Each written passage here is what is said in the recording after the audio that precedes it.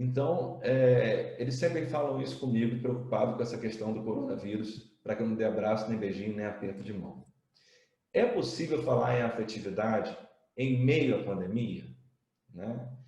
Na verdade, a resposta é sim, porque a afetividade está para além dessas expressões de carinho. Né? O próprio médico, psicólogo francês Henri Vallon fala, um conceito clássico, a afetividade é a capacidade que nós, seres humanos, temos de sermos afetados pelo mundo externo e pelo mundo interno. Sendo assim, a afetividade, eu toda hora vou ter que parar um pouquinho para admitir alguém. Sendo assim, a afetividade é um recurso fundamental para a sobrevivência humana. Tá? Sejam bem-vindos àqueles que já chegaram, a gente já se apresentou, né, e agora a gente já está efetivamente na palestra. Eu estou falando que a afetividade é um recurso fundamental para a sobrevivência humana. No caso do bebê, ele tem uma diferença dos filhotes das outras espécies, uma diferença fundamental que eu vou falar mais na frente. É totalmente diferente a relação, né, biológica e socioemocional de um bebê, claro, de um filhote de qualquer outra espécie. E eu vou falar sobre essa diferença. Mas no caso do humano, a afetividade tem um papel fundamental. Né? Eu vou dar um exemplo, passando um videozinho para vocês mais na frente. Eu estou tentando me equilibrar aqui entre a admissão do pessoal e a palestra. Bom, vê se vocês conseguem ver esse vídeo. O bebezinho olhando para o peixe, e chega um determinado momento, ele vai tentar olhar para a pessoa que está filmando. Tenta olhar para a pessoa que está filmando, volta para o peixe. Ó, tenta olhar e volta para o peixe. Sabe naquele objeto. Aí você vê a mãe também conversando com esse bebê. Esse processo que a gente chama de lalação, né, ali junto com o bebê. Nesse sentido, é fundamental a afetividade nesse processo. Eu vou falar um pouco hoje sobre esse desenvolvimento psicológico e a importância da afetividade nesse desenvolvimento, utilizando um pouco da neuropsicologia sociohistórica. O primeiro ponto que eu quero falar é justamente do padrão fixo de ação do ser humano. O que é isso, André? Esse padrão fixo de ação, várias pesquisas já identificaram, e vocês podem acompanhar isso também na medida que a gente vai acompanhando o desenvolvimento do bebê, que na quarta semana, mais ou menos, todo bebê humano começa a expressar alguns grunhidos, alguns sons, né? Essa é a principal diferença entre o bebê humano e as outras espécies. Por exemplo, um padrão fixo de ação de um cavalo ou de uma zebra seria correr, né? Ou seja, toda zebra, todo cavalo, quando nasce, ele corre, né? Esse é o padrão fixo da espécie cavalo, da espécie zebra. No caso do ser humano, o padrão fixo de ação é justamente esses grunhidos. Todo bebê humano vai, em um determinado momento, entre a terceira e a quarta semana de vida, emitir esses grunhidos. Existe uma outra diferença também muito importante. Eu mostrei a fotinho de um gato no slide anterior, o gato e os filhotinhos. A relação do gato e os filhotinhos, eles se limitam àquele primeiro dia de contato. A mamãe gata lá vai lamber aquele filhote no primeiro dia para que ele consiga urinar, para que ele consiga o sistema todo dele funcione, o sistema digestivo dele funcione. Ou seja, todo o aparato biológico dele está preparado para, em um dia apenas, resolver toda essa questão, que é eminentemente biológica. Tá? Já no caso do ser humano, é totalmente diferente. Ele começa a emitir esses grunhidos, né? E esse cérebro, ele vai começar a se desenvolver a partir daí e só vai terminar esse desenvolvimento lá para os 25, 30 anos de idade. Bem diferente do gatinho, que em 1 e 2 dias já tem todo o aparato biológico definido. Tá? esses grunhidos, eles são emitidos, e o que vai fazer esse bebê passar do grunhido para ter funções mentais elementares, como as sensações de visão, audição, tato, naquele momento, é justamente a relação afetiva com o outro humano. Ou seja, é a interpretação que esse outro humano dá a esses grunhidos que vai possibilitar a esse bebê, que ainda é um ser biológico, a possibilidade de uma caminhada no desenvolvimento humano. Sem essa interpretação, sem essa interação afetiva, esse bebê humano talvez não caminhe no percurso de um desenvolvimento da fala, por exemplo. A gente pode citar casos que vocês conhecem, casos, por exemplo, de meninos selvagens, de meninos que foram criados longe do ser humano, né? Nós temos a tendência de achar que naturalmente o ser humano vai fazer esse percurso da fala e do desenvolvimento. Como se o ser humano crescesse naturalmente e em um determinado momento a fala aparecesse. Mas não é bem assim que a coisa acontece. Tudo isto vai depender dessa interação humana. É através desse outro humano que esse bebê aprende a ser humano. Por exemplo, o bebê começa a falar nhan, nhan, nhan, nhan, nhan, nhan, nhan, e a mãe vira, falou mamãe, que lindo. Aí o pai vira, falou papai, que lindo. Não falou nada, né? Simplesmente é uma interpretação daquele som, né? E que essa interpretação é com intencionalidade, é que vai trazer uma certa intencionalidade do bebê, tá? Essa interpretação e essa interação também não pode ser qualquer interação, qualquer interpretação. Ela tem que estar, de certa forma, embebecida de intencionalidade. E é isso que os cuidadores costumam fazer, os primeiros cuidadores, geralmente pai e mãe. Se isso acontece, a partir daí, esse bebê consegue ter algum desenvolvimento, que nesse caso também acontece do lado biológico. O que estou querendo dizer é que o processo de mielinização do cérebro, ele depende dessa interação social. Né? Isso é bem impactante, digamos assim. Ou seja, essa interação social, essa interação intencional é que vai disparar esse desenvolvimento cerebral. Tá? E aí sim, depois começar a se pensar em funções mentais superiores, artificiais, como por exemplo da fala. Tá? Essa história de que naturalmente alguém vai falar, isso é algo que coloca a criança como o grande erro da história. Quando você começa a pensar que naturalmente a criança vai falar e a criança não fala, aonde está o erro então? Se naturalmente ele deveria falar e se ele não fala, a culpa teoricamente deveria estar nele. Ou seja, algum defeito biológico e algum defeito dessa interação. Só que, se a gente faz o pensamento inverso, né, em que essa criança precisa de uma interação social, precisa de um movimento desse outro cuidador, cheio de intencionalidade, para que esse desenvolvimento aconteça, a gente passa a pensar um pouquinho melhor nessas informações e nessas determinações mais biologizantes, mais biológicas da questão. E aí a gente começa a perceber que a gente tem saídas para essa gama imensa de exigências de laudos, tentando afirmar que o problema do não desenvolvimento da criança está num possível transtorno que a criança vivencia e por causa dele, ele não se adequa ao processo pedagógico que eu estou propondo naquele momento. Quando o que eu estou querendo pensar junto com vocês é justamente ao contrário.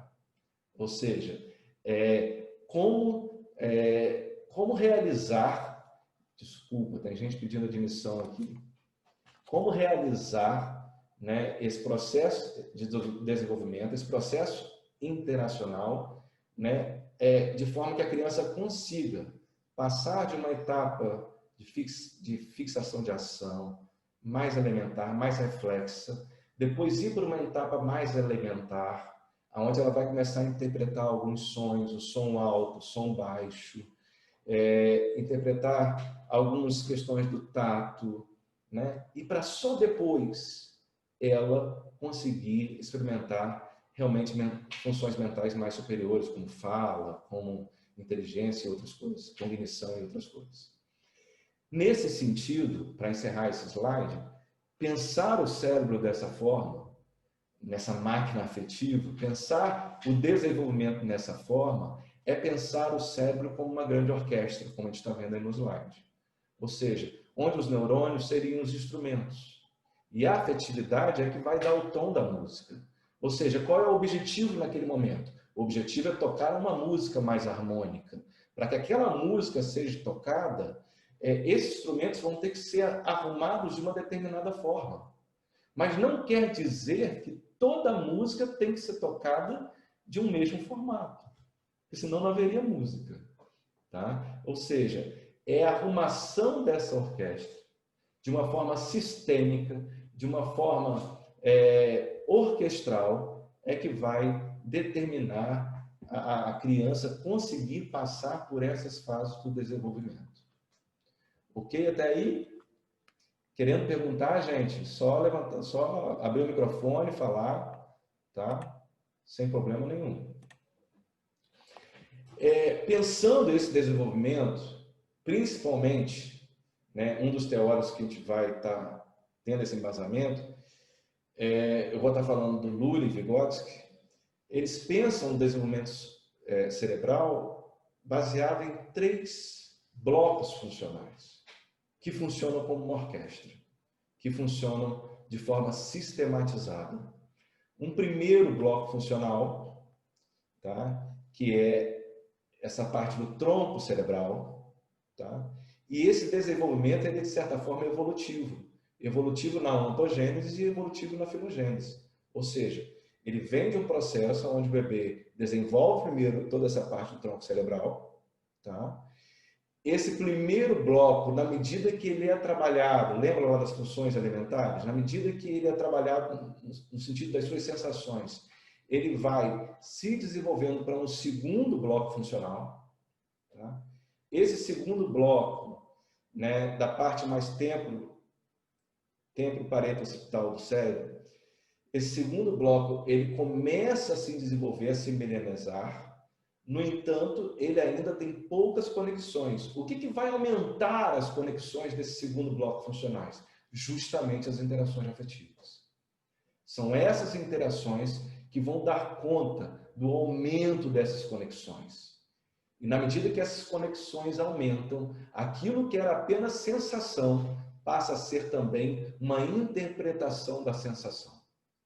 Ou seja, aquilo que era interpsíquico, aquilo que era uma afetividade fora, passa a ser internalizado e passa a ser interpretado também por essa criança. E só no terceiro momento, né, bem adiante, geralmente quando a criança está lá com 7 ou 8 anos, né, é que há o desenvolvimento do terceiro bloco funcional, que é a parte frontal. Tá? Ou seja, a grande questão é que, infelizmente, nós como educadores, às vezes, pela nossa própria ansiedade, nós queremos que uma criança fale e tenha capacidade de controlar os seus próprios erros, quando ela ainda está afetivamente lá no primeiro bloco funcional. Né? Ou seja, não adianta querer, por exemplo, como eu atendi esses dias, um tempo atrás, que uma criança de 4 anos, já vou te dar a palavra, Gabriel, que uma criança de 4 anos, por exemplo, tenha que saber o nome corretamente e seja repreendida por não estar acertando o próprio nome. Uma criança de 4 anos ainda está tentando adentrar nesse desenvolvimento do segundo bloco funcional.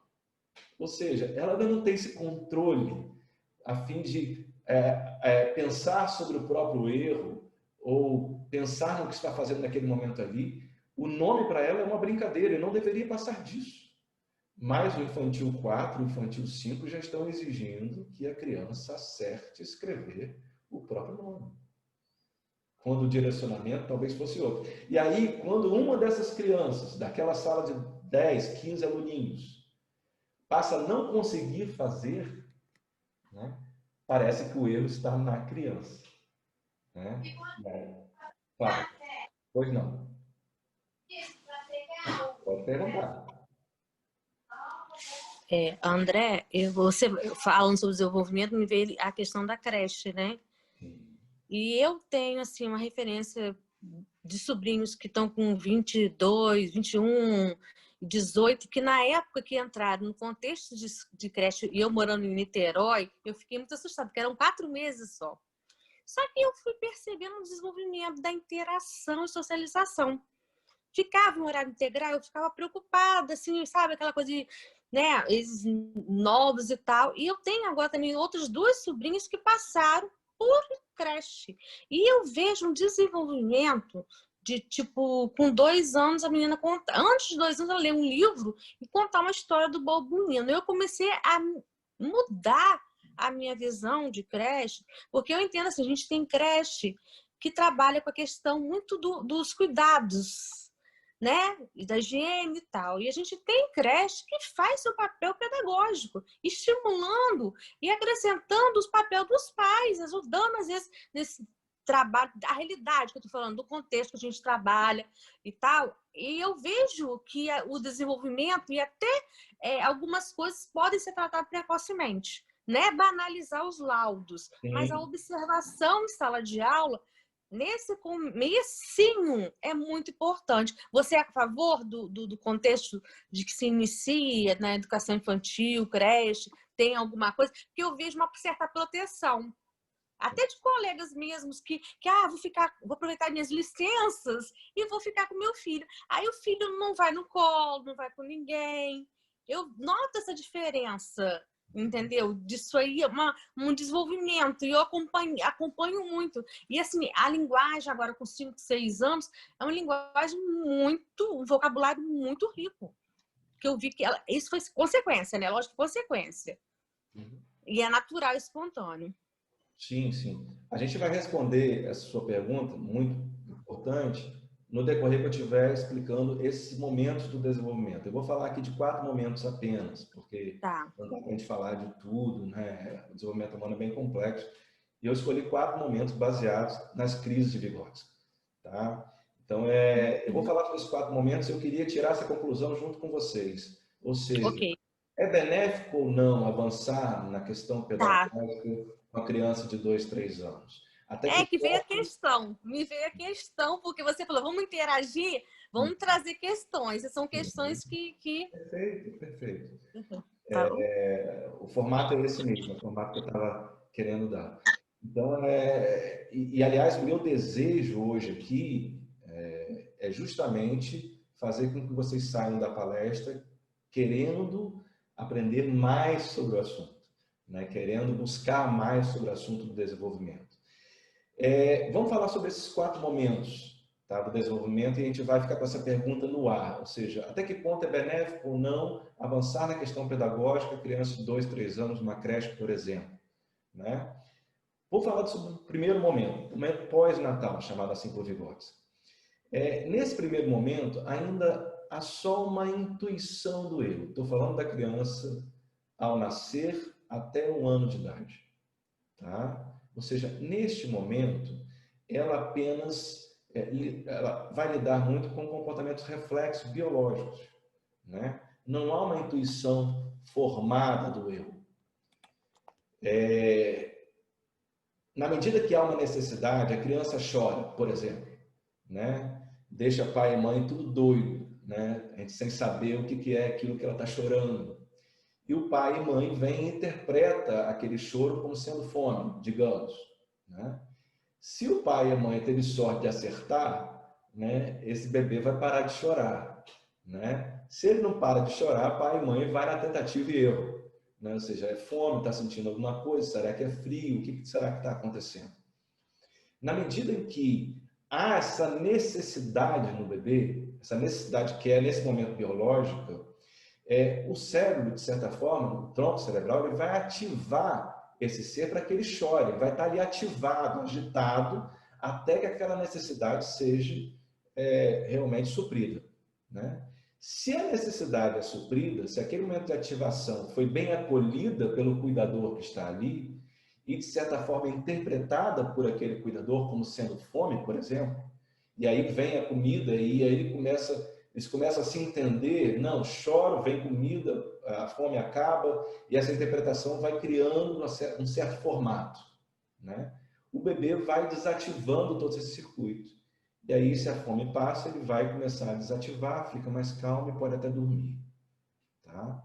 Então, esse processo de ativação e desativação, ele acontece justamente nesse primeiro ano. Ele é de suma importância, porque ele é que vai, de certa forma, criar a base desse fundo geral de ativação e esse fundo geral emocional da criança. Ou seja, se o adulto ou se o cuidador, nesse momento em que a criança, de certa forma, joga no ambiente a sua necessidade, não acolhe no nível dessa criança, tá? De certa forma, esse processo de ativação e desativação, ele vai estar totalmente prejudicado, né? Eu vou falar sobre isso aqui no próximo slide. Nesse primeiro ano, há uma maior participação do primeiro bloco funcional, que eu acabei de falar, que justamente é o tronco encefálico. Tá? Há uma maior participação deste bloco funcional. O bebê recebe o impacto, deixa eu só puxar aqui, o bebê recebe o impacto de estímulos externos, como já falei. Em torno da 4ª semana, o bebê emite grunhidos, já falei sobre isso também. Esses grunhidos são ponto de partida no relacionamento afetivo entre humanos e marcam o início do longo processo de constituição do sujeito. Diferente dos animais, ou seja, nos animais onde todo o processo biológico já está pronto, no ser humano não, ele tem um processo de constituição desse eu, de constituição desse sujeito. Esse ato relacional e intencional propicia a ativação do tronco cerebral e controle do mecanismo sono-vigília. Tá? Ou seja, esse controle do bebê dormir, do bebê acordar, da agitação, da tranquilidade, é o primeiro controle que a gente está, de certa forma, aprendendo na interação humana. Tá? O bebê associa o que vê, o que sente na relação com o outro. São funções muito reflexas, muito elementares, aonde a brincadeira é a nível do som mesmo, tá? É a nível do que ele consegue sentir. E esse adulto, esse cuidador, vai estar tentando acolher esse pool de sentimentos que esse bebê carrega. Pool de sensações, desculpa a palavra mais correta. Dificuldades nas relações humanas neste momento do desenvolvimento podem propiciar. Aí quem trabalha com um tipo de transtorno, por exemplo. Se nesse momento do primeiro ano há alguma dificuldade nessa relação afetiva, pode aparecer sim. Estou assistindo uma palestra. Pode aparecer sim a esquizofrenia. Já que eu entrei achando que era só para assistir, não falar, se apresentar. Desconforto. Mas ao povo. Ao povo. Você não sabe o porquê de manter o contato com o outro. Não se percebe como agente da relação. Não Todo mundo percebe, fechado. não compreende qual o objetivo de... Essas palestras Tem só duas abertas lá falando para Essas palestras aí não é para ativar. E Essas palestras aí não é a para ativar. comunicação do indivíduo passa a ficar tudo publicitária. Você consegue pedir? Só me ligar para fora. Aqui eu quero chamar a atenção de vocês para o seguinte. Eu estou colocando, sim, esses transtornos como transtornos do desenvolvimento. Ou seja, se você aplica a relação necessária com este bebê de 1 ano e essa relação afetiva se dá de forma satisfatória nesse processo de mielinização cerebral, e aí, como a Gabriela falou, não estou esquecendo da parte biológica, né? Mas simplesmente alinhando a parte biológica numa relação dialética com a parte social. Ou seja, não dá para pensar nesse biológico sem pensar na afetividade que esse biológico sofreu. Ou seja, essa orquestra, ela não tem posição definida. Ela não tem um lugar no cérebro onde eu vou pensar de forma que o autista deixe de ser autista, de forma que a criança que não fala passe a falar. Não. esses lugares cerebrais, eles vão ser trabalhados de forma que o instrumento possa ser rearrumado, aonde o tom da afetividade possa fazer voltar essa orquestra a tocar uma música mais harmônica, de acordo com aquela sociedade em que esse bebê vive. Tá? Então, se você me pergunta aqui, é possível trabalhar com o autista para que ele deixe de ser autista? Sim, é possível. Tá? Na medida em que você trabalha esse ato relacional. Lembra que aqui a gente está falando de alguém que tem apenas uma intuição do eu. Alguém que não sabe nem quem ele é. Então, quando a gente trabalha com um autista que está com 23 anos, como eu tenho esses casos, em que ele, quando eu chego perto dele, ele começa a tremer, eu dou um passo para frente, ele treme, eu dou um passo para trás, ele treme menos. Quando eu falo um pouco mais alto, ele tapa os ouvidos. Essa reação no adulto de 23 anos, que tem segundo grau completo, tá? Ou seja, ele cursou até o segundo grau, com toda essa característica autista. Tá? Mas, por quê? Porque essa parte da afetividade não foi trabalhada nesse tempo, a ponto que ele pudesse suportar essas sensações. O mundo das sensações para ele ainda não foi mergulhado nesse caldo de afetividade na relação humana. Então, apesar de ele ter conseguido alguma cognição na vida, ele não conseguiu se relacionar nesse mundo de sensações. Tá? E mesmo ele tendo 23 anos, a relação, o fundo geral emocional dele é de uma relação de uma criança de 1 ano de idade. Emocionalmente, ele vive essa relação de intuição do eu. Ou seja, ele apenas tem uma ideia do que ele seja.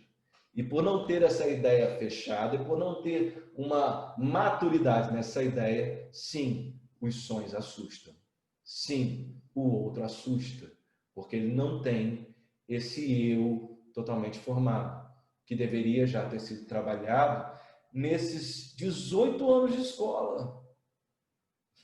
Aonde estava a escola nesse período, né, em que ele transitava nisso com o comportamento autista? Aonde estava a escola quando na sala de aula ele se fechava no celular, por exemplo, tá? Ou na escola, ficava sentado na escada no celular. E hoje ele vive trancado num quarto onde é fornecido Wi-Fi para ele, porque sem isso ele não consegue viver. Ele se organizou dessa forma, tá?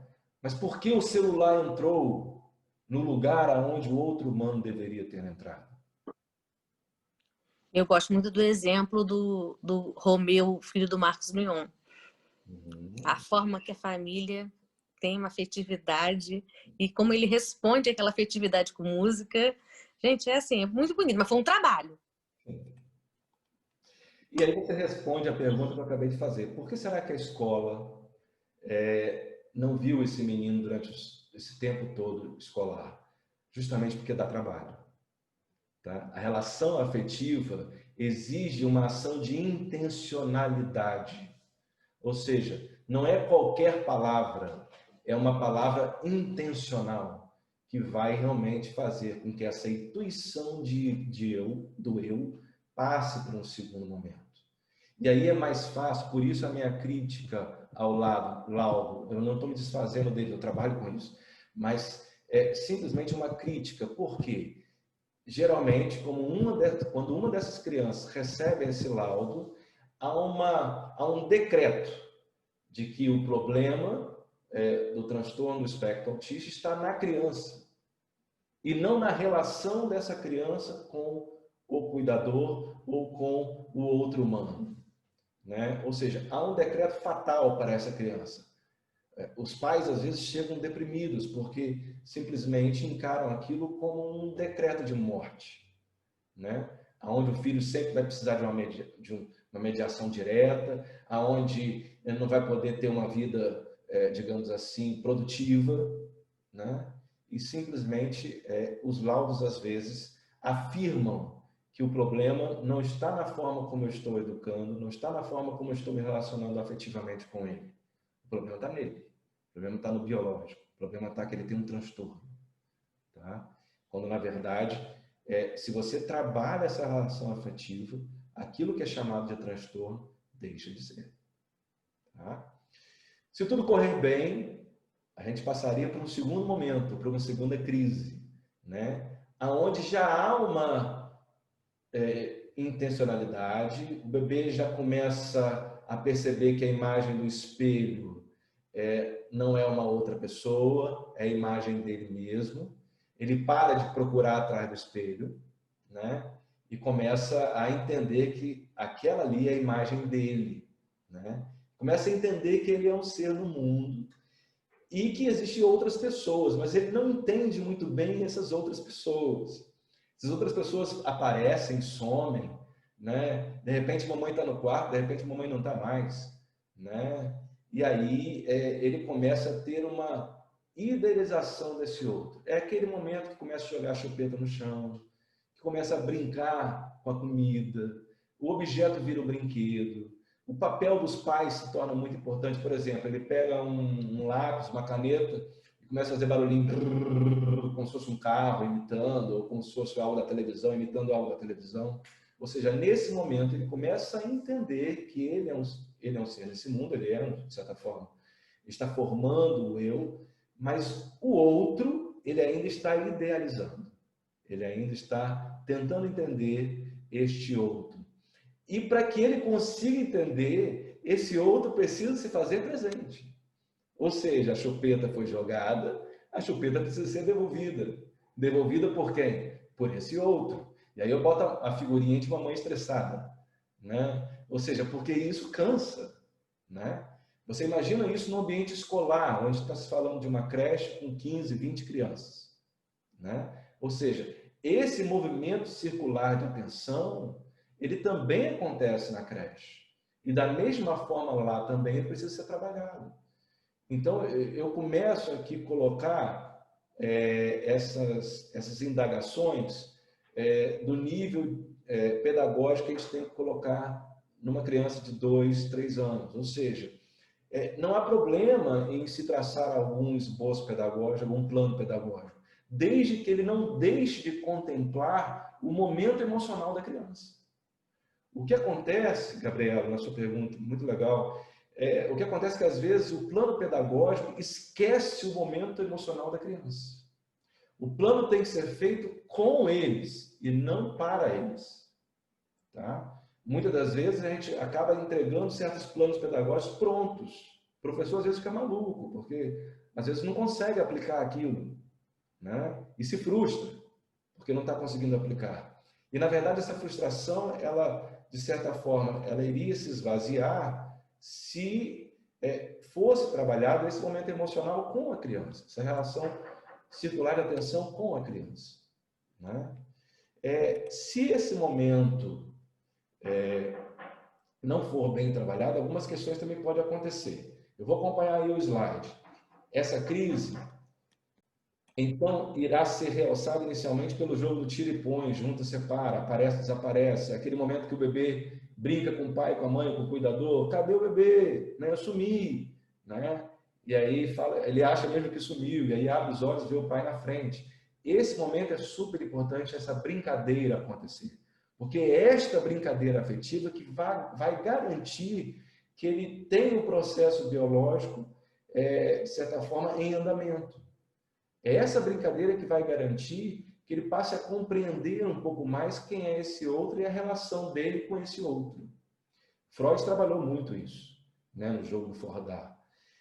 Neste momento, o brincar e jogos de papéis sociais oferecem uma possibilidade de construção socioafetiva. Acontece, então, a construção da noção do eu como sujeito psicológico e a idealização do outro como aquele que estará sempre presente a responder às minhas iniciativas. O olhar do outro, isso é super importante, o olhar do outro fortalecerá essa reação circular de atenção. E as conexões cerebrais de associação, no segundo bloco funcional, lá o que a gente chamou de sistema tempo-paracoccipital, ou seja, que são esses lobos do cérebro começando a ter uma conexão umas com as outras, né? Isso só vai acontecer se essa reação circular de atenção também acontecer. Tá bom? Dificuldades nessa época podem trazer, sim, não só para a criança, mas para o adulto que ainda está emocionalmente nesta época, tristeza, instabilidade emocional, depressão, TDAH e outros transtornos afetivos. O sujeito psicológico se entristece por não sentir capaz de ser assertivo na sua relação com os outros, com os objetos e com os eventos. Se torna, portanto, afetivamente dependente. É aquela pessoa que diz assim, eu não presto para nada, vai dar errado, eu não vou perguntar ao professor porque está errado que eu vou perguntar, eu não sei fazer nada, eu sou um lixo, né? E quando eu falo essas frases, eu acho que vocês estão identificando que eu não estou falando só de crianças, né? Ou seja, eu estou falando de um funcionamento do desenvolvimento humano, de um funcionamento, né, sistêmico, né, onde o fundo geral emocional dessa pessoa está se demonstrando por uma forma totalmente dependente dessa idealização do outro, né? É aquela pessoa que, às vezes, casa com o primeiro marido e tem uma relação de violência. Casa com o segundo marido, tem uma relação de violência. Casa com o terceiro marido, tem uma relação de violência. E ainda acha que o culpado foi ela. Não, eles são muito bons. Eles são muito bons, mas eu que estou errado nisso tudo, né? Então, existe uma questão nessa relação de atenção circular que não foi trabalhada efetivamente nessa pessoa. Vamos lá, alguém quer perguntar alguma coisa? Pode abrir o microfone aí e perguntar, sem problema. Não, essa última relato seu me fez lembrar da autoestima dessa criança. Porque às vezes é a questão, né, que você falou, do pai cansado, mãe cansada, pega, joga, e o estresse, né? Que tem a vida, chega tarde, e às vezes a tensão vem no final da semana, e vem em dobro fazendo tudo. Então tá tudo meio que inverso. A gente está vivendo uma sociedade onde as coisas estão se invertendo. E os limites são poucos. Então a criança fica meio que perdida nesse contexto e cresce um adulto, às vezes, se sentindo com um pouco baixa autoestima, né? Ou repetindo as histórias, porque não elaborou essa etapa, né? Que é fundamental. Novamente, eu tento responder a pergunta de você desta forma, eu vou falar sobre isso mais na frente. O importante dentro do plano pedagógico, independente da idade cronológica do aluno, é saber em que momento emocional esse aluno está, né? Isso... E a necessidade de cada aluno é um, né? A necessidade é individual. Perfeito. Só que isso dá trabalho, né? E quando a gente vê turmas enormes, né, a gente vê que o professor precisa de auxílio para conseguir fazer isso de forma adequada. Vamos lá. Terceiro momento, terceira crise, Vygotsky, é o momento do egocentrismo. Aí que a gente começa a ver aparecer realmente a questão da fala um pouco mais elaborada, né?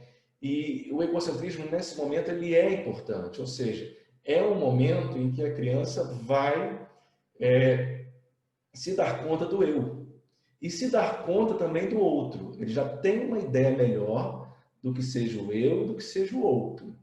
Só que agora que ele percebe que existe um outro, esse eu fica um pouco em risco também.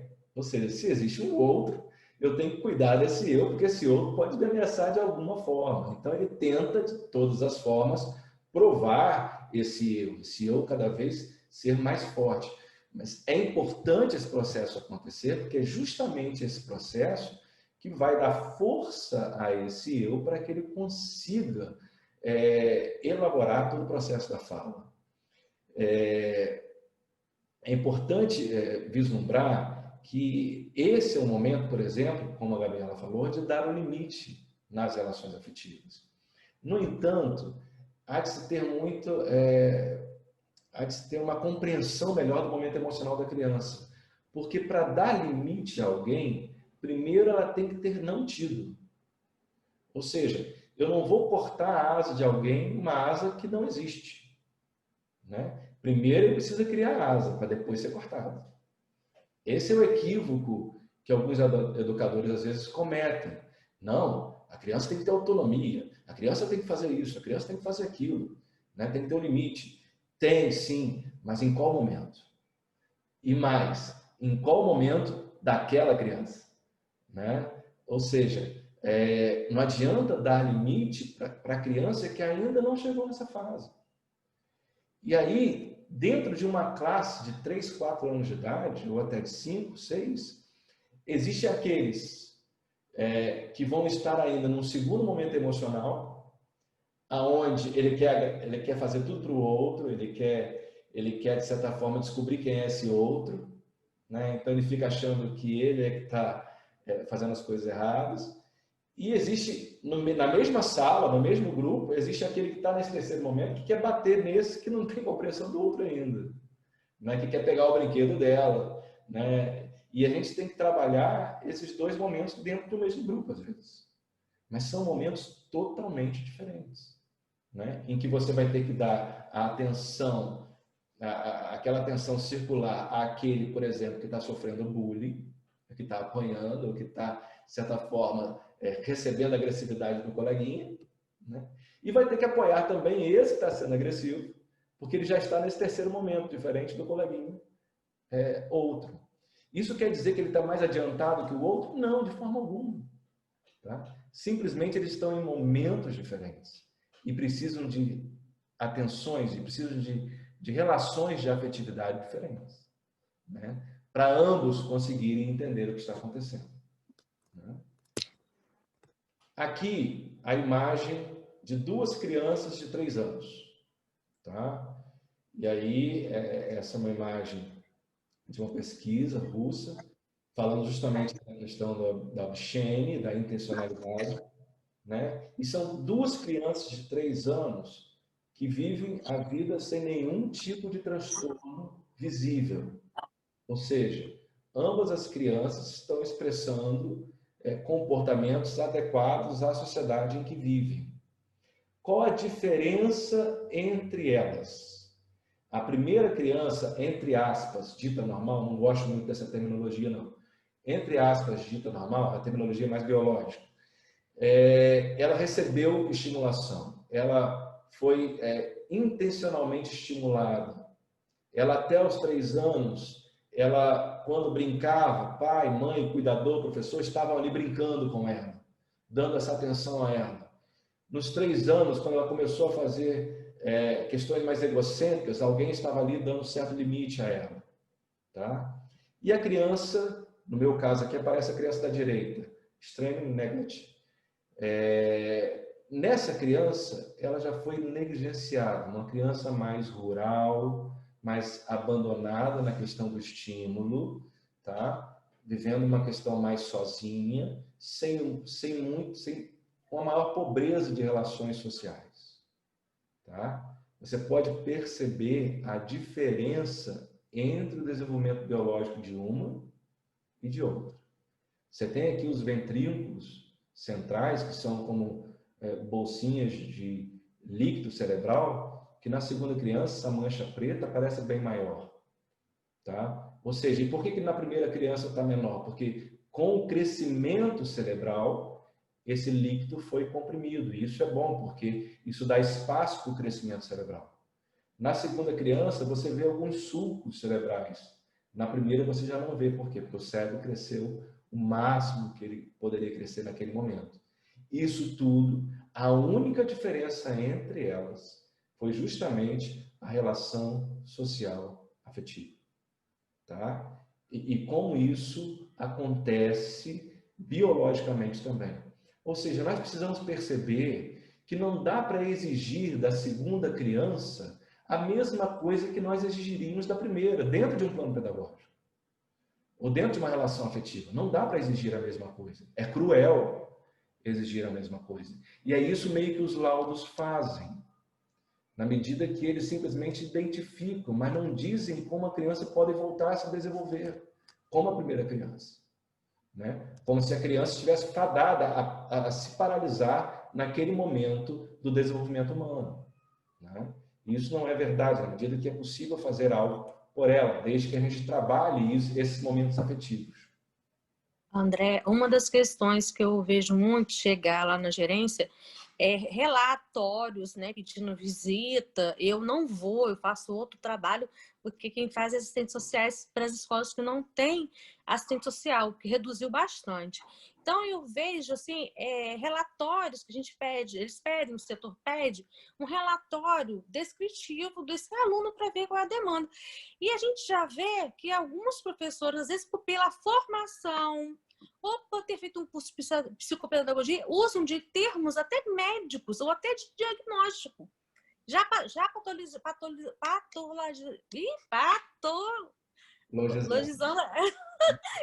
a criança, rotulando essa criança, excluindo na realidade. E que deve a gente ter um olhar a mais. Às vezes a gente precisa trabalhar a escola. Sim. É meu ver. É meu ver. A palavra rolou. É isso que a gente está fazendo aqui. Na verdade, o projeto Mais Direto é muito nessa linha, ou seja, muito bacana. Criar esse ambiente para que a escola possa propiciar para o aluno esse desenvolvimento afetivo. Uma abertura e não uma exclusão, né? Porque sem eles, sem esse desenvolvimento afetivo, o cognitivo não acontecerá. Então, a gente precisa realmente inverter o caminho. Ou seja, sim, porque valoriza a aprendizagem, a cognição, tá falando, tá não sei o quê, e não vê que o emocional vai ser prioridade no desenvolvimento de tudo. Isso, é o inverso que você, né? Sim. Você bem falou. Eu estou aqui, calma aí, eu estou aqui tentando só botar um pessoal aqui para admissão. Tem pessoa querendo entrar e eu não estou conseguindo enxergar essa pessoa aqui. Você vai ter que fazer outra live. Pedir a ela para poder pedir de novo. Essa live vai ficar gravada, tá? E a gente vai compartilhar isso tudo depois para vocês, tá? Somente para quem tiver inscrito.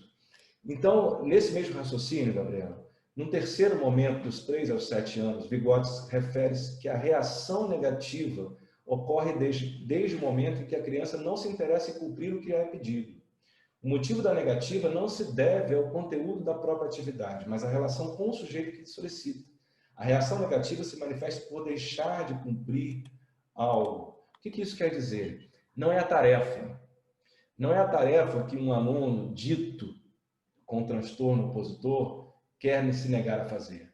Ele não está direcionando a sua oposição à tarefa, mas sim ao sujeito que lhe pediu.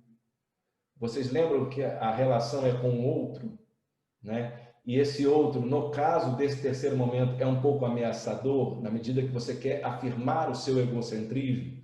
Então, neste momento, ele não está negando a tarefa, né? E às vezes o professor fica pensando, meu Deus, a tarefa estava ruim, o que eu fiz? Eu vou ter que trocar. Não é isto. É uma questão afetiva, onde ele está pedindo a relação com você. Ele está pedindo o limite adequado, o limite que vai de encontro àquela necessidade dele. E ele está pedindo isso a você. A você quem? A quem lhe entregou a tarefa. É dessa pessoa que ele quer chamar a atenção. E não da tarefa em si. Na maioria das vezes eles sabem fazer. Tá? Na maioria das vezes eles não têm problemas com a tarefa. Mas eles não fazem. Por quê? Eles precisam da relação com o outro. É o outro que vai internalizar esse limite. Tá? Se a gente fizer um resumo, no primeiro momento, o bebê ouve sons. No segundo momento, essa criança começa a ouvir palavras. Né? Num terceiro momento, e nesse momento que ela está ouvindo palavras, ela, quando vai fazer alguma coisa, ela precisa falar. Não sei se vocês já viram isso. Mamãe pega a colher. Aí ela fala o nome dela. Fulana pega a colher, mamãe. Né? Ou seja, ela precisa falar para ela conseguir fazer algo. A gente esquece dessa etapa. E aí a gente vê algumas crianças com dificuldade nesse desenvolvimento, ou até adultos, achando que eles precisam falar com quem a gente está falando. Ou seja, achando que a ordem da gente pedindo para eles falar vai funcionar. Mas não é. O trabalho não é falar para a criança, o trabalho é fazer a criança falar, é falar a criança que existe. Tá? Ou seja, ela precisa começar a internalizar isso. E nesse terceiro momento, em que ele está vivendo esse momento egocêntrico, é que ele vai começar a internalizar algumas coisas. Não tudo, mas ele está começando a fazer isso. Ou seja, ele começa a não precisar falar para fazer alguma coisa. Ele vai lá e faz. Tá? Essas atitudes que ele vai lá e faz, começa a internalizar o processo do pensamento. Tá? Ou seja, é um processo importante. Às vezes as pessoas acham que esse processo do egocentrismo é um processo ruim. Não, é um processo de fundamental importância. Tá? Quando as relações de limites... Eu peço desculpas, tá, gente? É porque eu estou concentrado na palestra. Eu estou tentando aqui incluir todo mundo que está pedindo. Tá? Então, na medida que vocês forem pedindo, eu estou aqui autorizando, tentando autorizar vocês. Quando as relações de limites não ocorrem ou são instáveis, o sujeito psicológico se engrandece e se torna egocêntrico nas relações com os outros, com os objetos e com os eventos.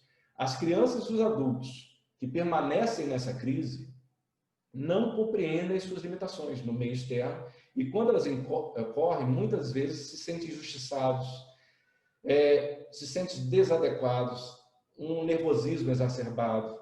E aí começa a aparecer, sim, o chamado transtorno opositor, desafiador, começa a usar o outro para conseguir o que quer, não consegue perceber o sentimento alheio, a tão famosa empatia, né? Não consegue entender isso. Por quê? Porque ele está preso nesse momento egocêntrico, aonde o outro não conseguiu afetivamente lhe apresentar o limite adequado. Tá? E aí eu acho interessante que tanto Lura, quanto Lentiev, quanto Vygotsky, quanto outros autores da época, o próprio Freud, eles colocam essa questão do desenvolvimento como o uso da fala de forma adequada, de forma intencional. Tá? Isso que é importante. Essa é a grande diferença. Um cachorro que aprende a pedir comida ao dono não pode ir na casa do vizinho avisar o cachorro do vizinho que, se ele chorar, ele consegue comida. Né? É justamente o uso da palavra, né, que vai fazer a diferença entre ser humano e não ser. E é nesse processo do primeiro ano ao terceiro que se dá essa grande função humana, o uso da palavra. E nós, infelizmente, essa é a minha intenção aqui, gente, é lembrar isso. Nós, infelizmente, nós esquecemos que esse uso da palavra dá um trabalho tremendo, tanto cerebral, quanto social, quanto afetivo, para que isso aconteça. São 3, 4 anos de trabalho daquele ser, para que ele consiga internalizar esse uso da palavra. Isso não acontece naturalmente. E se não acontece naturalmente, se é um artifício, se é um sistema artificial cerebral, ele pode sim ser desenvolvido, né, na medida que um trabalho seja feito com aquela pessoa, tá? Com aquele sujeito. Ok? Vamos lá que o tempo está passando. Quarto momento, tá? E último nesse momento. Existem outros momentos, mas eu vou tentar fechar aqui, porque eu quero falar especificamente da situação da escola. O quarto momento é o 7º ano, geralmente dos 7 aos 13 anos. Neste momento, o grupo começa a ter alguma importância. E a gente já não fala mais de eu psicológico, do outro psicológico, a gente está falando também de uma realidade, ou de uma intuição de que existe uma realidade. Dificuldades nas relações humanas neste momento emocional geralmente propiciam insegurança, medo, pânico, ansiedade. É aquele momento que a criança sente dor de barriga e para na enfermaria da escola. Sente dor de cabeça quando tem prova marcada. Fala para os pais que não está se sentindo bem porque naquele dia a professora é outra, é aquela que ele não gosta tanto, ele não quer ir à escola.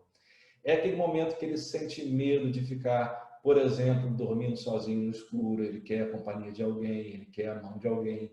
Ou seja, é justamente esse momento que a ansiedade está presente na vida desse sujeito.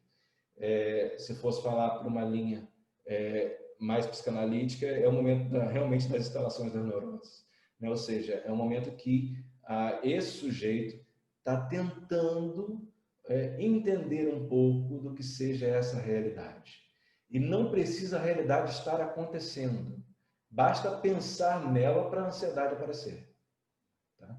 Basta esse aluno pensar que amanhã ele pode encontrar aquela pessoa na escola, que talvez seja um aluno do ano mais avançado, que ele não gosta, a simples possibilidade dele encontrar já dispara nele a ansiedade, porque não depende de uma realidade concreta, simplesmente é uma intuição dessa realidade. E aqui eu tenho certeza que muita gente se identifica, ou seja, aquela pessoa, por exemplo, que não consegue falar em público, né? Ele ainda está nesse momento emocional, ou seja, esse medo, essa ansiedade, quando aquelas pessoas começam a aparecer e ele já está no trabalho, ou seja, ele precisa fazer aquilo, profissionalmente falando, e ele, 2 semanas antes, ele já está afogado na ansiedade, né? E aí, ao invés de se trabalhar essa questão da afetividade, suas próprias emoções, se toma um remedinho para poder controlar a ansiedade. Não estou fazendo apologia contra, estou simplesmente mostrando que existem meios da gente começar a perceber qual é o momento emocional que nós mesmos estamos vivendo ou que aquele outro que nós estamos trabalhando, sendo mediador, está vivendo. Tá? Para que ele consiga vencer essa etapa. E nesta etapa especificamente, se ele tem uma intuição da realidade, o que vai fazer essa ansiedade passar é justamente mostrar essa realidade para a pessoa. Né? É justamente estar junto ali mostrando essa realidade. Né? É pegar na mão, é falar, vamos lá, vamos fazer junto. Né? Você vai conseguir. É aquele momento que acha que não vai conseguir, é aquele momento que, na verdade, não bem isso, mas a aprovação do outro é muito importante nesse momento. Né? O que o outro vai pensar de mim quando eu fizer isso ou fizer aquilo. Tá? Essa intuição da realidade, esse momento em que o sujeito começa a tentar entrar em algum grupo, né? A perspectiva daquele grupo passa a ter alguma importância para esse sujeito. Né? E aí, acho que foi você, Gabriel, que fala que trabalha com os grupos, né? A gente tem que também ter essa percepção de em que momento esse grupo pode ser trabalhado ou não, porque até o terceiro momento, o grupo não faz tanto sentido.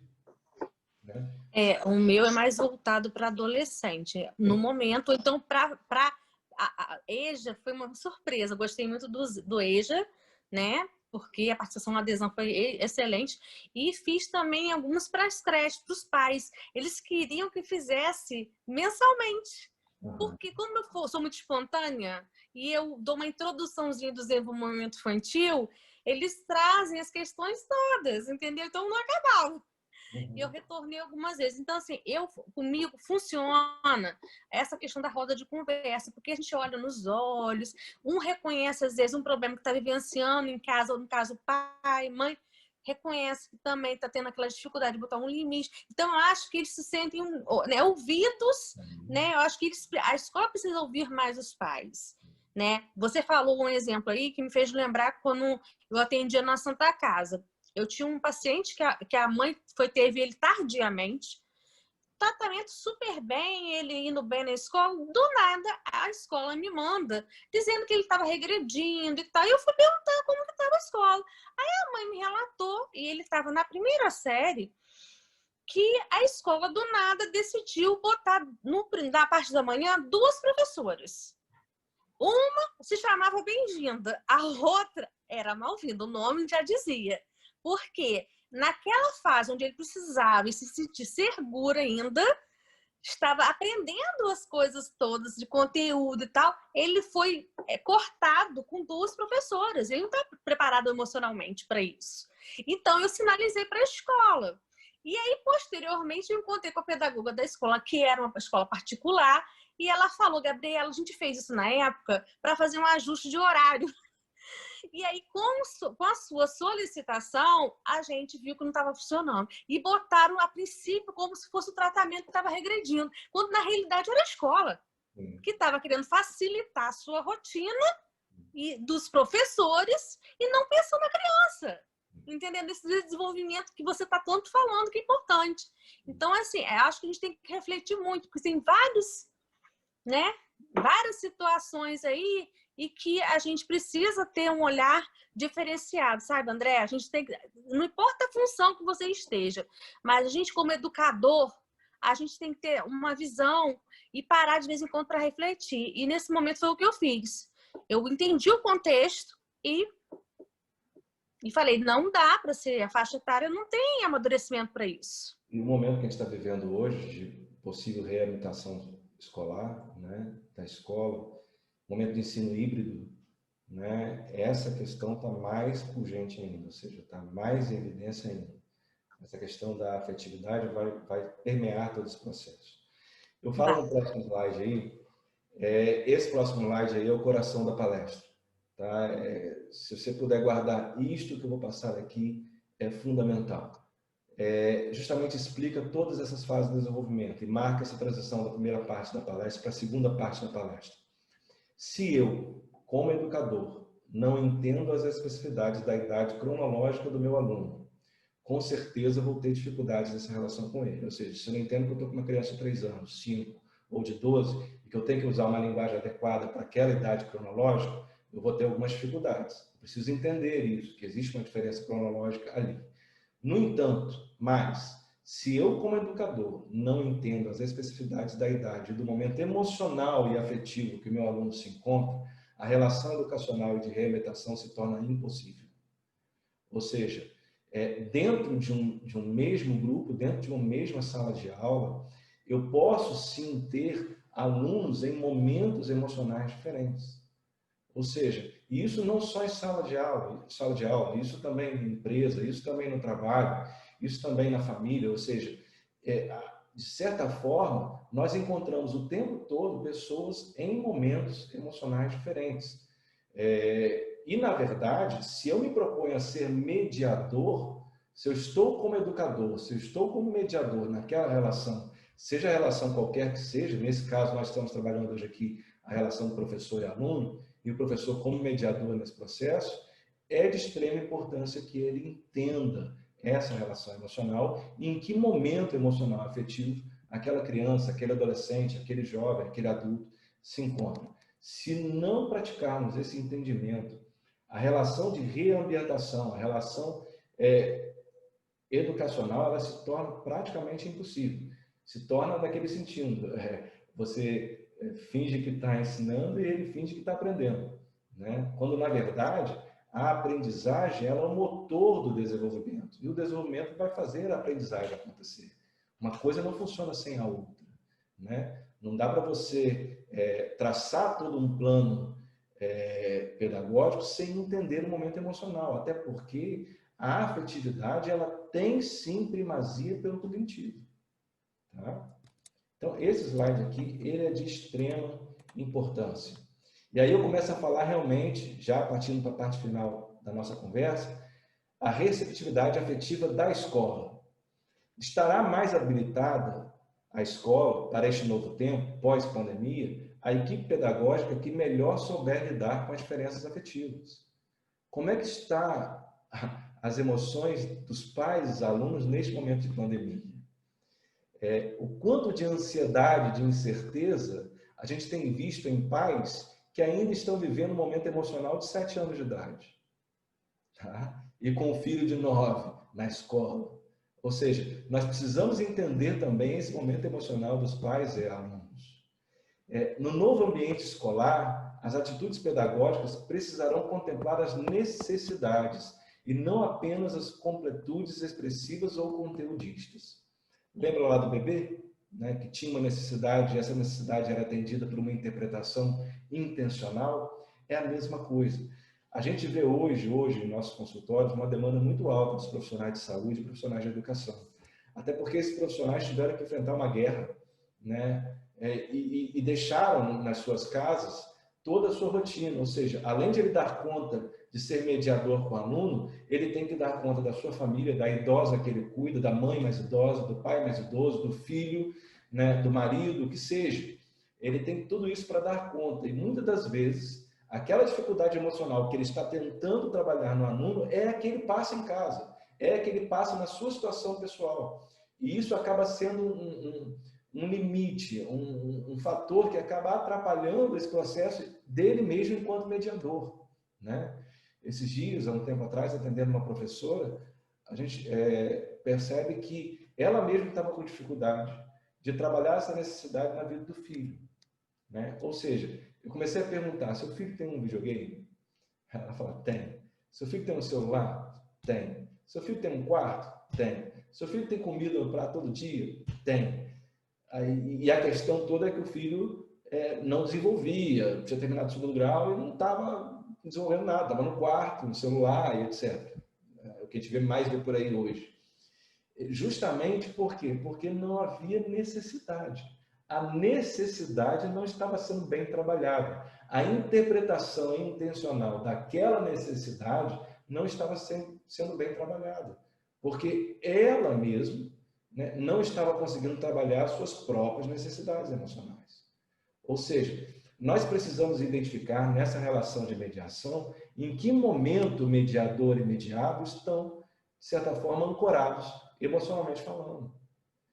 Porque para que essa necessidade seja contemplada, é preciso se entender o que falta, ou seja, essa necessidade está buscando o quê? É justamente o que eu falo no item 3 aí. A escola deverá entender o que falta a cada aluno e se colocar como mediador desse processo de aprendizagem e desenvolvimento. Ou seja, o que eu vou trabalhar não é aquilo que já tem. O laudo, e que eu estou fazendo a crítica ao laudo, é justamente isso, ele identifica aquilo que existe, aquilo que já tem. Ou seja, é o problema, é o transtorno. Né? Então ele identifica ali o que está acontecendo. Mas a mediação só se torna eficaz na medida que eu vou trabalhar não aquilo que existe, mas aquilo que falta.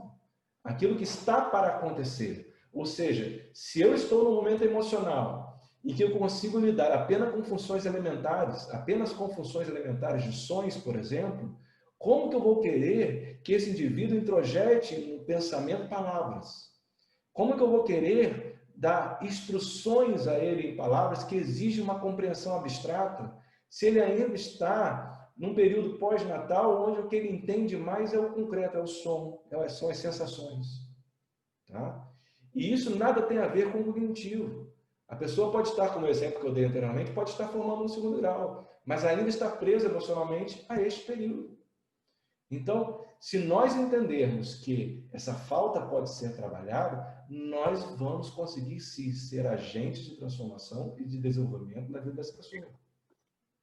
André, me lembrei que você falando do desenvolvimento dos sonhos, me veio assim à mente de que tem criança que aprende mais com o visual, tem outras que aprendem mais com a escuta. Por isso que o professor tem um papel fundamental dele estar alternando as atividades para ele conseguir pegar o grupão e a atenção ser trabalhada, a concentração, né?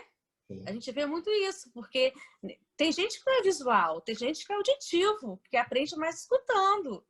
Aí quando revê, nossa, aquele ali tirou uma nota excelente, mas ele ouviu tudo que o professor falou. Entendeu? A gente tem vários, né, perfis e acho que se encaixa nesse contexto que você está falando aí, não é isso? Trabalhar as diferenças de textura, de sensibilidade, de, sei lá, fazer caminhos de pedra, caminhos de coisas criativas, mas que vão desenvolver de uma certa forma, com simplicidade, a estimulação dessa criança, de sentidos, né? E aprendizando. Não é isso? Essa porque vai tudo. É importante. Né? Isso aí. Quando você produz esses momentos para a criança, você está percebendo que ela é mais visual, você, através do visual, através do que ela consegue perceber, vai trabalhar também aquilo que lhe falta. Ou seja, se são as sensações táteis, sinestésicas que estão, de certa forma, não aparecendo, isso indica alguma coisa. Né? E aí você precisa trabalhar isso junto com ela, mas sem deixar de privilegiar aquilo que ela já tem, mas sem perder de vista aquilo que lhe falta, a questão da necessidade. Ou seja, o nosso objetivo é que ela se desenvolva, né? E para ela se desenvolver, ela precisa aprender. E para ela aprender, ela precisa do outro, né? Desse outro humano que é mediador. Só que esse mediador precisa entender justamente isto que está lhe faltando, né? E isto que está lhe faltando não é simplesmente digamos assim, um diagnóstico fatal que explica o fato dela não estar conseguindo fazer alguma coisa. Não. A grande pergunta é, como ela vai conseguir fazer com isto que tem?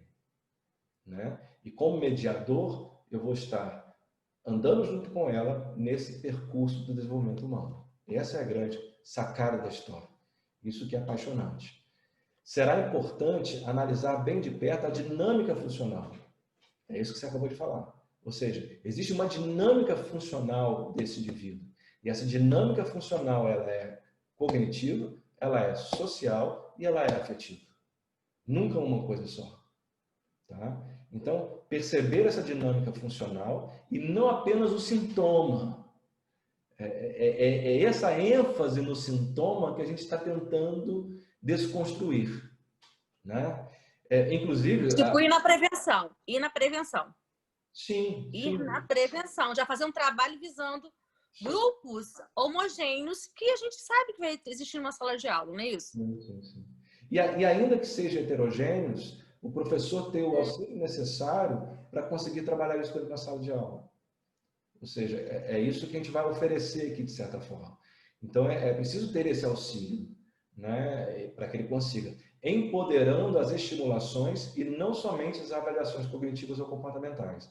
Ou seja, a gente vai empoderar isso que a gente pode fazer de estimulação para que essa criança se desenvolva, dependendo do que ela precisa, dependendo da sua necessidade. Vamos lá, que eu acho que o tempo já passou. Esse slide aqui eu vou dar só uma pinçada, só jogar para vocês. Na medida que a gente vai ter que trabalhar essa questão no retorno escolar, ou seja, o luto, o medo da perda e a autoagressão, que é uma questão, a gente está vendo até o Setembro Amarelo que está perto de acontecer, que fala muito sobre a questão da autoagressão e suicídio, mas nesse momento de pandemia, nós tivemos uma situação que nem o luto pôde ser vivenciado na sua totalidade. E nós vamos receber pais e crianças que vão estar nessa situação. E por mais difícil que pareça, para cada caso, agiremos conforme a necessidade emocional do sujeito. E não apresentando fórmulas prontas, provenientes da nossa própria vivência, que neste momento não fará nenhum sentido para quem recebe tal acolhimento. Ou seja, nós precisamos acolher essa pessoa que traz esse luto, esse medo, entender a dinâmica funcional desse sujeito, para só depois caminhar junto com ele nisso que ele fala. Então, a gente precisa entender um pouco mais essa dinâmica funcional antes de enquadrar a criança em algum tipo de transtorno. Fazendo um resumo, de acordo com as crises de desenvolvimento, temos o seguinte quadro. Crise de 1 ano. Né? O problema está sempre em mim. Né? Sou eu que sou um lixo, sou eu que não consigo fazer as coisas, o problema sou eu. Né? Na crise de 3 anos, o problema está sempre no outro. Eu que sou injustiçado, eu tenho que pegar aquele brinquedo é meu, é uma injustiça. Né? E a gente vê isso em adultos também. Né? A gente tem visto isso demais. Na medida que a pessoa não consegue formar tanto esse eu, ele parte para esse momento mais egocêntrico, a ponto dele matar alguém que não entregou aquilo que ele quer. Né? Casais, por exemplo, a gente tem casais que mais competem entre si do que convivem hoje em dia. Ou seja, ainda vive esse momento emocional dos 3 anos de idade. Algumas semanas atrás, eu atendi uma criança que foi violentada, uma criança de 2 anos. E a gente chamou a família para conversar e fomos conversando. Os pais têm na faixa de 50, 60 anos de idade. Quando eu comecei a conversar com essa família, eu não sabia quem tinha menos idade emocional. A criança de 2 anos violentada ou os pais. Porque o que a gente via era uma total desconexão, uma total desassociação. Onde o eu desses pais não estavam sequer formados direito. Ou seja, emocionalmente falando, eles estavam menos desenvolvidos do que a criança de 2 anos, digamos assim, que tinha acabado de ser violentada. Tá? Então, a gente precisa perceber essa questão emocional. Na crise de 7 anos, por exemplo, o problema não está nem em mim nem no outro, está naquilo que eu faço. Né? Eu tenho que ter aprovação do outro naquilo que eu for fazer. Então, acho que isso resume um pouco o que eu queria falar. Aqui eu faço, para encerrar, eu faço uma homenagem aos professores. Né? Eu fiz um apanhado histórico em que, na década de 70, 80, a gente tinha um professor Tique e Teco, né? Que era o professor que ensinava a tabuada, Tique e Teco tinha que funcionar, tinha que decorar tudo, né? E a grande questão do ensino era a decoreba, ou seja, tinha que decorar as matérias. E é engraçado que nessa época o que estava se desenvolvendo nas crianças era a memória, né? Era melhor a criança que tinha mais memória, né? Porque tudo era bem decorado. Então, eu nomeei a professora Tique e Teco. Na década de 90, 2000, com o aumento da tecnologia, né, a criança começa a se empoderar muito E a gente tem a professora tic-tac, ou seja, uma bomba relógio, tudo explode em cima dela. Tá? Ou seja, a criança que tem o poder de decidir tudo, a criança leva os pais na escola para reclamar da nota que teve baixa com a professora, que não se admite aquilo, ou seja, tanto pais quanto crianças estão naquela fase egocêntrica de que tudo tem que ser em função dele, né? E a professora nesse meio, tentando se equilibrar nessa bomba relógio. Em 2020, agora, nesse momento de pandemia, eu nomeei o professor TikTok, né? Ou seja, ele tem que dar conta de ensinar um conteúdo em 15 segundos para crianças que estão com N telas de computador abertas, tudo ao mesmo tempo, e ao mesmo tempo ele tem que dar conta da criança dele, do almoço que tem que fazer, do telefone tocando, do pai reclamando no grupo de WhatsApp, da coordenadora chamando para reunião. Ou seja, o professor hoje, ele está nessa multitarefa tentando dar conta de tudo isso. Ele, historicamente, ele absorve esses professores anteriores, mas hoje ele tem que dar conta de tudo isso. A reflexão que eu quero fazer com vocês, neste momento, nesse momento de blended learning, de ensino híbrido, nós estamos construindo o quê? Né? Ou seja, o que nós nos propomos a construir neste momento e que o ensino híbrido é uma realidade inevitável. Tá? Ou seja, independente da escola ser pública ou particular, essa realidade já mudou. A própria participação da família, historicamente falando, se a gente pegar a história recente da humanidade, nunca houve uma participação tão efetiva da família na escola como neste momento. E isso, de certa forma, pode ser um trunfo para o educador, em que ele buscou durante tanto tempo esse pai, e esse pai agora hoje está na escola. Tá? Ou seja, neste momento em que pai, aluno, professor, família, né, estão juntos na mesma situação, a afetividade vai ser fundamental. Ou seja, trabalhar essa afetividade nunca foi tão fundamental como agora. Naquele momento em que o pai, no grupo de WhatsApp, começa a falar de forma mais grosseira, cobrando a situação do professor e tudo mais, né, essa é a hora de ao ter passado por aquele momento emocional de 7 anos, trabalhar a empatia, ou seja, que bom que você está aí, né, falando com a gente, que bom que você trouxe essa argumentação, você pode ter certeza que é importante demais você estar aqui colocando sua opinião. Para o professor falar isso na hora que o pai está falando a bobagem, é super difícil, né? E o professor tem que estar, de certa forma, empoderado desse arsenal afetivo para que ele consiga conduzir a situação. Ou seja, esse trunfo que a pandemia promove nesse momento, ele pode ser de extrema valia para a escola, como pode ser também um extremo problema para a escola. Tá? O que vai definir uma situação ou outra? Justamente a capacidade afetiva dessa equipe pedagógica ou dessa equipe escolar. Tá? E às vezes é simples, sabe? E às vezes é simples, porque o que eu faço encontros. E aí, André, quando você falou agora de empatia, eu vou trazendo alguns conceitos, tipo amor, a violência, a agressão, coisas desse tipo, coloco num saco ou numa caixa e levo. Cada um vai me dizer o que eles acham. Então, um ajuda o outro. E o adolescente também. Então, ele vai falar, não, eu acho que é isso. O que é empatia? Não sei. Aí eu vou lá, dou uma certa introdução. Então, assim, a gente tem muita... E você não gasta muito. Meu material é simples. Às vezes é uma frase para completar. Eu vou levando coisas, assim, do meu dia. Eu vou adequando até com as demandas que lhe surgem. E a gente não precisa de gastar muito. As minhas... Eu sou muito prática.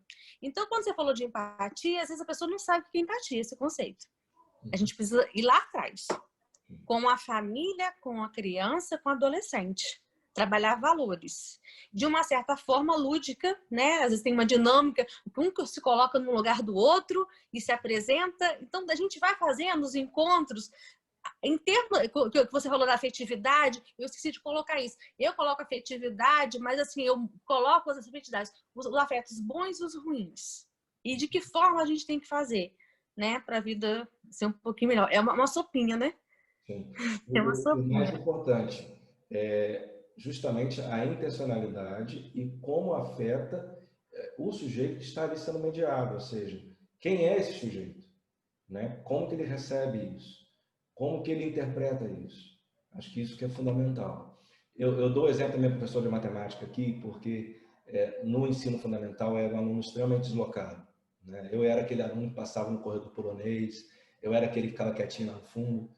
E teve uma vez que, e com certeza eu ia ser diagnosticado com alguma coisa hoje. Se fosse hoje em dia, eu ia ter algum tipo de diagnóstico. E eu gostava de ficar resolvendo no caderno as questões, quietinho lá atrás da sala. Teve um dia que a professora passou e viu eu resolvendo uma questão de matemática. Ela simplesmente, no meio da aula, me chama lá do lado da mesa dela para falar comigo. Eu fui, eu não sei como que eu cheguei na mesa. Eu não lembro dos detalhes todos, mas a sensação eu ainda consigo lembrar, né? Porque por essa característica minha, muito reservada na época. E ela foi, virou para a turma, disse, eu quero dar os parabéns, porque tem uma questão aqui que ele conseguiu resolver, né? Então, de certa forma, o afeto, a forma como ela me tocou naquele momento, definiu toda a minha cognição futura. Hoje eu posso dizer que eu só estou aqui falando com vocês em função dessa professora de matemática, né? Porque, com certeza, ela impulsionou toda aquela questão afetiva, né? De forma que eu pudesse realmente trabalhar essas etapas emocionais. Senão eu ficaria lá ainda, eu ainda estaria lá, naquele momento, sentado, recuado no fundo da sala. E isso sinaliza para um problema que muitas das vezes a gente pensa que o aluno que está com problema é aquele agitado, é aquele hiperativo. Nem sempre. Na verdade, o agitado hiperativo, ele está, de certa forma, agitando para que o cérebro dele consiga ficar ativado. Às vezes o problema da agitação não é um problema simplesmente biológico, ele está simplesmente fazendo algo para que o cérebro dele continue funcionando, para que todo o sistema dele de ativação continue funcionando. Tá? Às vezes, não é esse que está passando pela pior situação. Às vezes você tem um aluno lá quietinho, né, que cognitivamente ele está conseguindo alcançar as questões pedagógicas, mas que afetivamente está destroçado por dentro. Então, E reconhecer os afetos, André, porque às vezes a pessoa não sabe o que é. Sim. Entendeu? Agora a gente vem numa leva agora de adolescente e que alguns a gente sabe que reproduz a automutilação, algumas coisas, mas outros não podemos banalizar. Sim. Então, assim, eles reconhecendo o que é, sabe? Às vezes a dinâmica, sem querer entra, entendeu? Sem querer acaba-se... e a minha proposta não é atendimento. A minha proposta é que eles falem o que eles entendem e troquem entre si. E seja uma coisa divertida. E acaba sendo, entendeu? Com coisas simples. Eu sou perfil, pessoas simples, mas que eu acho, gente, que esses exemplos pequenos, cada um pode dar, acho que hoje não deu tempo para isso, mas a gente acha que o brasileiro é muito criativo, né? E a gente pode fazer a diferença, sim, acreditar. Eu acho que é ter fé e acreditar que a gente pode fazer. Eu tive uma escola com fila de espera. Só que aí começou a pandemia de 22 de um ano para o outro, de 22 adolescentes. Então, eu acho que a gente tem que acreditar, né? Que pode ser possível, sim. Né? Eu acho que é por aí. Se acusar a gente de sermos otimistas, não tem problema. Não. Nenhum. Falando sobre o projeto MindUp, como que você pode ter esse projeto junto com vocês na sua escola? É um projeto voltado para treinamento também, tá? A gente vê, por exemplo, a situação atual. Os professores, mais de 90% não tinham experiência de aula remota. E desses 90%, 42% não tem nenhum tipo de treinamento. Ou seja, estão se virando nos 30, como você falou, usando da criatividade para nos 30. Né? E a gente tem um processo, uma metodologia que pode ajudar esses professores. O projeto oferece professores e alunos a oportunidade de uma construção socioemocional mais satisfatória e adequada à realidade de cada um. É justamente todo esse processo de desenvolvimento que a gente aplica à escola. Alunos e professores são convidados a explorar e entender um pouco mais dos seus próprios sentimentos, sensações afetivas, possibilitando uma resposta emocional mais assertiva e reflexiva. Né? É uma metodologia simples, são 7 encontros, formato remoto, até para 7 educadores por grupo. Hoje aqui, a gente está lançando, eu vou passar para vocês, seja no grupo aqui, a continuidade desse curso. Eu estendi essa palestra para um curso de 4 encontros, tá? E eu vou explicar para vocês até o final. Antes disso, eu queria falar sobre os impactos da reabilitação na captação de alunos. A resolução de problemas relacionais no corpo educacional da escola, entre estudantes e suas famílias, impulsiona os alunos a alcançarem os resultados esperados. A captação de alunos pode até aumentar na medida que os resultados, a evolução das competências socioemocionais realmente acontece, do faxineiro ao diretor, do infante pré-escolar ao jovem preparado para o Enem. Ou seja, trabalhar a questão socioemocional na escola aumenta, inclusive, o próprio faturamento da escola. Falando aqui para a escola particular, né, é preciso pensar na captação, mas é preciso pensar também que essa estruturação socioemocional pode, sim, aumentar esse processo de resultado. O desenvolvimento socioemocional no ambiente escolar reverte de maneira eficaz a repetência, a evasão ou a desatenção dos alunos, que não se adequam ao programa de ensino proposto. Esse projeto Mind Up, ele começou em 2019, início de 2019, no IFE. Tá? Então, foi justamente nesse tipo de demanda. Alunos que cognitivamente estava tudo bem, estava tudo indo bem, mas de repente travaram no meio da escola, começaram a repetir ou evadir, né? E a gente começou essas reuniões com esses alunos, e aí começou o trabalho do Mais Up. Todo esse processo começou a partir dessa demanda. Alunos portadores de TDAH, TEA e outras comorbidades neuropsicológicas não são mais vistos como um problema, e sim podem melhorar o desempenho geral da unidade escolar, independente do tamanho da estrutura da escola. Ou seja, não precisa ter uma superestrutura. A gente está falando de relação humana.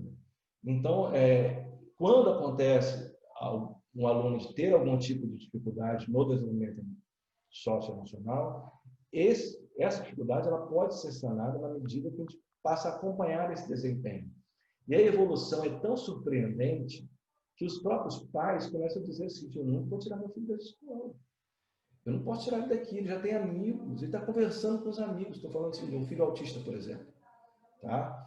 Então, está jogando bola, como isso? Né? Então, na medida que há um processo de comunicação maior nesses alunos que têm mais dificuldades nesse processo, a escola como um todo ganha. Só uma curiosidade, eu vou tentar terminar 9h15, pessoal, só para a gente encerrar mesmo. Uma curiosidade, um dos criadores da medicação fornecida para o TDAH, eu forneço depois o nome do médico, agora me fugiu a memória, eu forneço para vocês depois. 6 meses antes de morrer, ele lançou um artigo científico dizendo que ele exagerou no diagnóstico do TDAH, simplesmente para poder confirmar a questão da medicação. Tá? Ele faz isso publicamente, ou seja, ele diz publicamente que o TDAH é uma invenção da indústria farmacêutica. Tá? Pasmem, né? Mas ele realmente fez isso. E a gente fica tão ligado nessa questão do diagnóstico, né?